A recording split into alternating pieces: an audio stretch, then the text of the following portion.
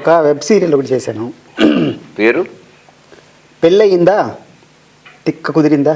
Personal experience అన్నమాట. అదే sir sir మీరేంటి సార్ మరి అంత దారుణంగా అంటే నా ఒక్కటి పర్సనల్ ఎక్స్పీరియన్స్ చెప్పండి.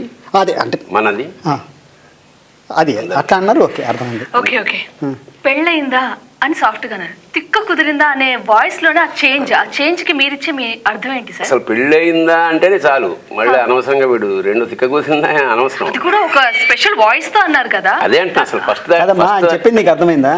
పెళ్ళయిందా అంటేనే తిక్క కుదరడం అని అర్థం. నువ్వు వాడు ఎందుకు ఎక్స్ట్రాగా పెట్టాడు పేరు అని నన్ను అంటున్నాడు. మీరేమో సాఫ్ట్ గా పెళ్ళయిందా తిక్క కుదిరిందా అంటున్నారు కదా. పెళ్ళయిందా అంటేనే అర్థం అదే కదా అన్న దానికి ఎక్కువ ఉంటది కదా. తిక్క కుదిరిందా అంటే కొంచెం హర్ట్ అవుతుంది సార్. మా హార్ట్స్ అండ్ అమ్మాయిల హార్ట్. అంటే నేను ఒకటి అడుగుతానమ్మా, నువ్వు కూడా ఇప్పుడు ఒక యాంకర్ గా వచ్చావు, నీకు పెళ్ళయిందా? అదే కదా నా బాధ. ఎందుకంటే పెళ్ళయిందా అంటే ఇప్పుడు పెళ్లి అంటే ఒక డ్రీమ్ చాలా బాగుంటుంది అనేది. మీరు తిక్క ఎవరికైనా డ్రీమే అంటే ఇప్పుడు పెళ్లి చేసుకోవాలా వద్దా అని కాదు. నువ్వైతే ఖచ్చితంగా చేసుకోవాలమ్మా. ఎందుకని? ఒక బకరా ఇంకోటి అవ్వాలంటే నువ్వు పెళ్లి చేసుకుంటేనే కదా అవుతాడు వాడు. ఒకడికి తిక్క కుదరాలంటే నువ్వు పెళ్లి చేసుకోవాలి కదా. నేను చెప్తుంది కూడా అదే. నా పేరు హర్షిని. తేనె కన్నా తీయగా ఉంటానని మా అమ్మ నన్ను హనీ అని పిలుస్తుంది. నువ్వు మీ అమ్మకు హనే, నా ఆకేసేని.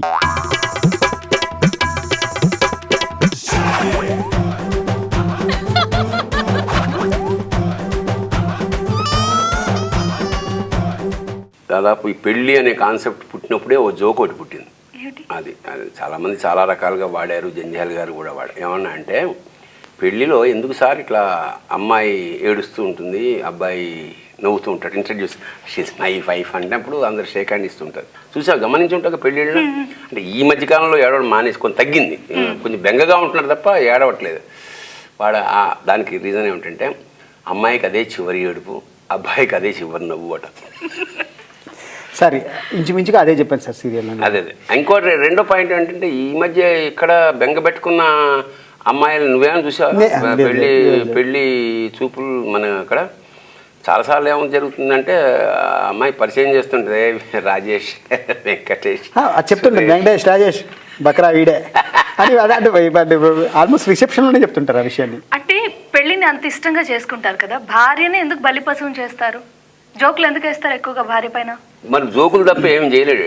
మా ఇంటి మేమేం చేసినా ఇంటి బయటే కదమ్మా. ఇంట్లో పెళ్ళికి వెళ్ళాక ఇంకా జోక్ అనేది ఉండదు మాకు. ఇంట్లు దాటిన తర్వాతనే ఏదైనా ఇట్లా సరదాగా మాట్లాడడం కానీ ఏదైనా యాక్టివిటీలు కానీ ఉంటుంది. ఒక్కసారి ఇంట్లోకి వెళ్ళిన తర్వాత ఒక పులి బోన్లోకి వెళ్ళిన జింక లాంటిదే మా లైఫ్. అంటే భార్యను భరించాలా ప్రేమించాలా? అంటే మేము ప్రేమిస్తామమ్మా, దానివల్ల భరించాల్సి వస్తుంది. భర్త అంటే భరించేవాడు అని అర్థం నిజానికి. అంటే ఏమన్నా భరించేవాడు అంతేనా? అవును సార్. అదొక పెద్ద వాక్యాన్ని బాగా పట్టుకుని దాన్ని ప్రమోట్ చేస్తున్నట్టు అనిపిస్తుంది సార్. ఎందుకు నిజంగా భర్త భరించడం అంటే ఆ బాధ్యతల్ని భరించడం అని అర్థం.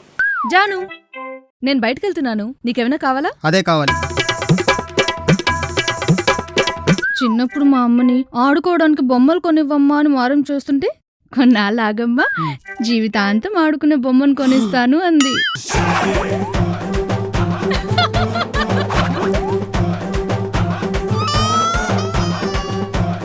ఇప్పుడు నేను అమ్మాయి తరఫున మాట్లాడుతున్నా. పెళ్ళయి ఒక అమ్మాయి వెళుతోందంటే తన పరిసరాల్ని, చుట్టుపక్కల తల్లిని తండ్రిని స్నేహితుల్ని అట్మాస్ఫియర్ని అంటే ఇప్పుడు సెట్ చేసి అమెరికాకి వెళ్ళిపోతుంది అనుకో, ఎన్ని వదిలేయాలి ఇక్కడ? పైగా వెళ్తే వాడు ఎలాంటి వాడు తెలియదు. వాడు బయటికి సాఫ్ట్గా ఉండొచ్చు, లోపల క్రూరుడై ఉండొచ్చు, శాడిస్ట్ అయి ఉండొచ్చు, లేదా మంచివాడై ఉండొచ్చు. ఏదైనా అన్ఎక్స్పెక్టెడ్ థింగ్. ఎందుకంటే వీడు చూడగానే ఇటు ఉత్తముడు రాముడు అట్లా అనుకోలేం కదా. సో ఇన్ని వదిలి ఒక అమ్మాయి భర్తతో కాపురం చేసుకుందంటే నిజంగా అది మామూలు విషయం కాదండి. She has to adjust every moment of her life with husband, every moment of life till వాడు సెటిల్ అయ్యే వరకు. అడ్జస్ట్మెంట్కి ఎక్స్టెన్షన్ ఏంటంటే అమ్మాయి డాన్స్ నేర్చుకోవాలంటే తర్వాత వాడికి నచ్చుతుందో నచ్చదో, మ్యూజిక్ నేర్చుకోవాలంటే తర్వాత వాడు కంటిన్యూ చేయిస్తాడో చేయించడో, ఇంకేదైనా కోర్స్ చేయాలంటే తర్వాత ఆపేయాల్సి వస్తుందేమో. ఇన్ని టెన్షన్స్ మధ్య పెళ్లి చేసుకుంటే మీరు భార్యని అలా ఆడుకోవడం ఎందుకో తన స్థాయిని తగ్గిస్తున్నారేమో అనిపిస్తుంది. లేదు లేదు లేదు, నువ్వు చెప్పింది 100% కరెక్ట్. యాక్చువల్గా ఒక ఫన్ కోసం లేకపోతే ఇంట్రెస్ట్ క్రియేట్ చేయడం కోసం ఏదో టైటిల్ అయితే పెట్టాం, కానీ మేము అల్టిమేట్గా నేను చెప్పాలనుకుంటుంది ఏంటంటే భార్య లేకుండా భర్త లేడు, అసలు స్త్రీ లేకుండా ప్రపంచమే లేదు. స్త్రీ అనే సృష్టిలోనే స్త్రీ అనేది ఒక అద్భుతమైన విషయం. కాకపోతే దాన్ని నేను ఎలా చెప్తున్నానంటే భగవంతుడు అనేవాడు ఒక అద్భుతమైన సృష్టిని క్రియేట్ చేసి దానికి మగాన్ని అధిపత్యం చేసిన తర్వాత భగవంతుని మర్చిపోయాడు. అందుకోసం ఏం చేశాడంటే భగవంతుడు ఆడదాన్ని పుట్టించి వాళ్ళిద్దరికి పెళ్లి చేసేలా చేసి అప్పుడు పదే పదే మగాడికి దేవుడు గుర్తొచ్చేలా తెక్కుదిచ్చాడు. అంటే ఆడవాళ్ళు గుర్తురారనా? ఆడవాళ్ళకి మొగుడే దేవుడు కదా. Super balance. దాన్ని ఇంకా పద్ధతిగా చెప్పాలంటే నిజంగా స్త్రీ ఎంత గొప్పదంటే నేను అంటాను అర్ధనారీస్వం అంటే ఏంటి, శివుడు పార్వతీదేవికి సగభాగం ఇచ్చాడంటారు కదా. నేను ఫైనల్గా వచ్చేసరికి ఈ సీరియల్ చెప్తుంది ఏంటంటే పార్వతీదేవి శివుడికి అర్ధభాగం ఇచ్చింది. ఓ ఎందుకు కాస్త మీరు మమ్మల్ని పొగుడుతున్నట్టే ఉంది, కానీ అప్పుడప్పుడు మా మీద మాకే డౌట్ వస్తుంది. యాక్చువల్గా ఏంటంటే ఆడియన్స్ మా వెబ్ సిరీస్ కేసి ఇంట్రెస్ట్ క్రియేట్ చేయడం కోసం ఆ టైటిల్ అయితే పెట్టాం, కానీ ఎంత కామెడీ చేసినా ఫైనల్గా మేము చెప్పదలుచుకుంది ఏంటంటే దెయ్యాలున్నాయన్న నిజం నేను పెళ్ళయ్యేంత వరకు నమ్మలేదు. అవి మగ రూపంలో ఉంటాయని నాకు మొదటి రాత్రి తెలిసింది.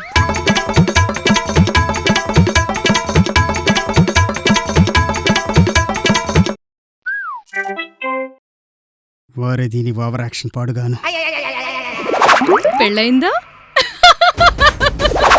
తిక్క కుదిరిందా?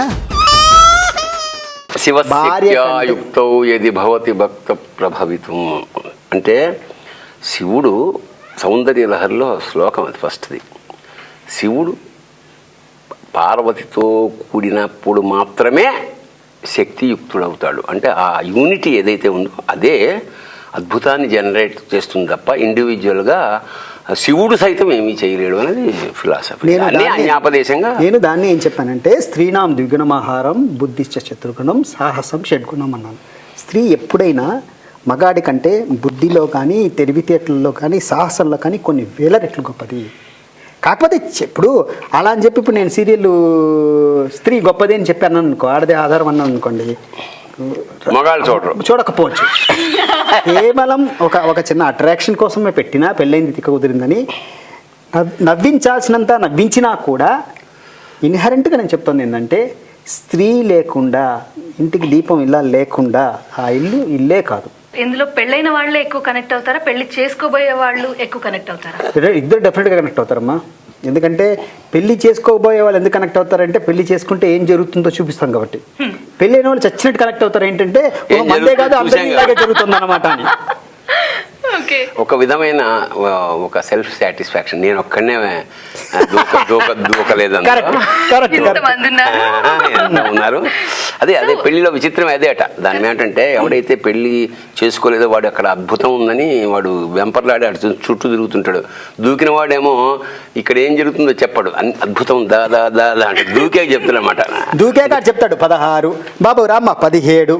ఇప్పుడు ఎందుకు వీళ్ళ దగ్గర నుండి పెళ్లి చేయిస్తారంటే మనం అనుభవిస్తున్న శిక్ష ఎందుకు పక్కోడు తప్పించుకోవాలని. అబ్బా ఏంటి బ్రదరు పాకిస్తాన్ వాడు బాంబు ఇస్తున్నట్టు పేపర్ ఇలా ఇస్తారు, ఇంట్లో రెస్పెక్ట్ లేదన్న విషయం నీ దాకా తెలిసిపోయిందా? ఇందులో భర్త క్యారెక్టర్ ఓకే కొంచెం అమాయకుడు అన్నట్టుగా అనిపిస్తోంది, భార్యనేమో కొంచెం చాలా డామినేటింగ్ గా చూపిస్తున్నారు. అంటే ఆ అమ్మాయిని కనుక అలాంటి క్యారెక్టర్ ని చూస్తే ఏ అబ్బాయినా ఏం ఫీల్ అవ్వాలి? ఫీల్ అవ్వడం ఏం లేదమ్మా, అసలు నిజం చెప్పాలి ధైర్యం తెచ్చుకోవాలి. భార్య వస్తే మనం ఎలా రియాక్ట్ అవ్వచ్చు? అసలు మన సీరియల్ చూడడం ఏంటి, ఇంట్లో పిల్లడు వాళ్ళ నాన్నని చూడ్డా, వాళ్ళ అమ్మ దగ్గర ఉండే ఇది తెలీదా, ఒక కూతురు చూడడం లేదా? ఇవి కొత్తగా దానికి సీరియల్ చెప్పడం ఎందుకు? ఇది చూస్తున్నప్పుడు మావిడ కూడా అదే ఫీల్ అవుతుంది కదా. నేను అందుకే చెప్తాను మావిడ కూడా మంచిదని చూడాలి కదా వెబ్ సీరియల్. నేను మళ్ళీ ఇంటికి వెళ్ళాలి, టిఫిన్ చేయాలి కదా. అసలు బర్ని గారు కూడా అంతే, ఆయన ఏ స్పీచ్కి వెళ్ళినా ఎక్కడ ఏం చేసినా ఫైనల్గా వచ్చేసరికి ఆయన ఇంటికి వెళ్ళే స్పీచ్ చేస్తాడు.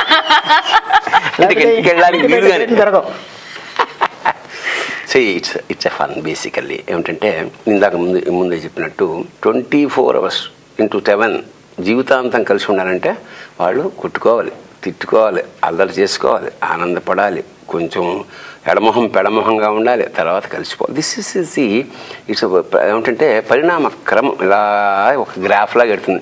ఇప్పుడు పరమోత్తముడైన భార్య, పరమ ఉత్తమురాలైన స్త్రీ ఇద్దరు ఒకళ్ళ కోసం అలా కళ్ళల్లో చూసుకుంటూ అలా అలా అలా జరగదు. అది ఊరికే నవల్లోనూ సినిమాల్లో ఇప్పుడు సినిమాల్లో కూడా రియలిస్టిక్ వచ్చింది కాబట్టి ఇట్స్ నాట్ పాసిబుల్. ఇందాక మనవాడు పార్వతీ అర్ధనారీశ్వర తత్వం అని అంటే మన భారతీయ తత్వం ప్రకారం ఏంటంటే స్త్రీ సగం అని చెప్పడమే మన అర్ధనారీశ్వర తత్వం. It is 50%. ఇద్దరు ఎంత అందంగా, ఎంత మెమరబుల్గా, ఎంత అనుభూతితోటి కాపురం చేస్తారనేది అల్టిమేట్గా. సో ఆ క్రమంలో ఇది ఒక సరదా సీరియల్.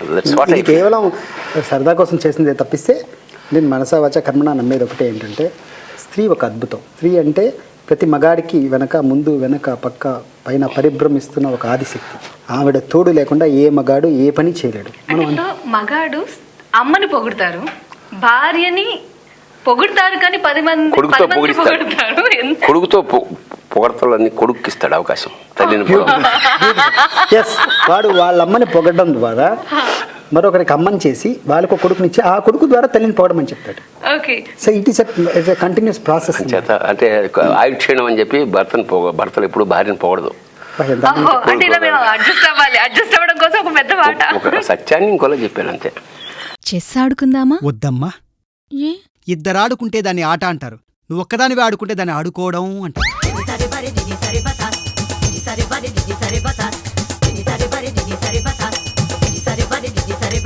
మా ఆడాళ్ళు లేకుంటే మీ మగాళ్ళంతా టోటల్ గా వాష్ అవుట్. నీలాంటి పిల్లలుంటే నాలాంటి మొగుళ్ళు ఆల్అవుట్. చైనాలో నీలా నసిగే బారి ఉందనుకో, వెంటనే విడాకులు ఇచ్చేయచ్చు. బర్మాలో భర్త నీలా సెటర్ లేసారనుకో, గొంతు పిసికి చంపేయచ్చంట. 2 నెలలకు ఒకసారి పని మనిషిని మార్చడం ఏంటే? మొగుణ్ణి ఎలాగో మార్చలేం కదా, కనీసం నెలకో పని మనిషిని, రోజుకో చీరనైనా మార్చే ఫెసిలిటీ మాకివ్వండి. అసలు భార్యాభర్తల బంధం అనేది 7 జన్మలది. కాకపోతే నేను చెప్పదలుచుకుందంటే 7 జన్మలు ఎందుకు పడుతుందంటే అప్పటికి కూడా ఒకరికొకరు అర్థం కారని, అంతే తప్పిస్తే చెప్పదలుచుకుందంటే నేను నా మాట. అంటే ఇప్పుడు వైఫ్ అండ్ హస్బెండ్ కాన్సెప్ట్ అంటే చిన్న పిల్లలు కూడా ఇంట్రెస్టింగ్ గా చూసేలా ఉంటుందా, పేరెంట్స్ పిల్లలతో కలిసి చూసేలా ఉంటుందా? ఖచ్చితంగా. లేకపోతే తనికెళ్ళ భరణి గారు రారు, జనార్దన్ మాస్టర్ చేయడు. నేను కూడా ఇప్పుడు స్త్రీని గౌరవించండి అని టైటిల్ పెట్టాను అనుకోండి, పెట్టి చేసేయచ్చు. దీనికి ఎందుకు నువ్వు మెసేజ్ ఇస్తే చాలు కదా మాకు అర్థమవుతుందంటారు, దీనికి వెబ్ సీరియల్ ఎందుకు తీయాలంటారు. ఫన్తో స్టార్ట్ చేసి ఒక 7 నిమిషాలు 8 నిమిషాలు, ఇది 10 minutes ఒక ఎపిసోడ్, 9 నిమిషాల పాటు నవ్వించి 10వ నిమిషంలో రౌండ్ ఆఫ్ చేస్తున్నప్పుడు మాత్రం భార్య ఎంత గొప్పది. నవ్వించడం అంటే ఆడియన్స్ వాళ్ళ జీవితం ఎక్స్పీరియన్స్ కనెక్ట్ అవుతుంటారు ఎక్కడెక్కడ. ఇప్పుడు ఎంత మొగుడు పెళ్ళాలైనా తిట్టుకోకుండా, కసురుకోకుండా, జోకులు వేసుకోకుండా ఏ సంసారం సాగదు. ఒకవేళ అలా సాగితే అది సాగడమే తప్ప అందులో మజా ఉండదు. తక్కువ క్యారెక్టర్స్ తో చాలా క్రియేటివ్ గా డిజైన్ చేసినట్టున్నారు. ఆల్మోస్ట్ ఈ 2 క్యారెక్టర్లు అండి. ఒక ప్రిన్సిపల్ క్యారెక్టర్ ఒకటి రన్ అవుతుంటుంది, అది ముఖ్య పాత్రధారి అంటే సూత్రధారి పాత్రధారి. ఒక 20-20 మ్యాచ్ లాగా ఉంటుంది అనుకోండి వైఫ్ అండ్ హస్బెండ్ మధ్య, ఆయన థర్డ్ అంపైర్ లాంటి క్యారెక్టర్. ఓకే, మీ నుంచి వెబ్ సిరీస్ ని అంటే మాకు గిఫ్ట్ గా ఇస్తున్నారు మీరు. So thank you so much sir. Thank you.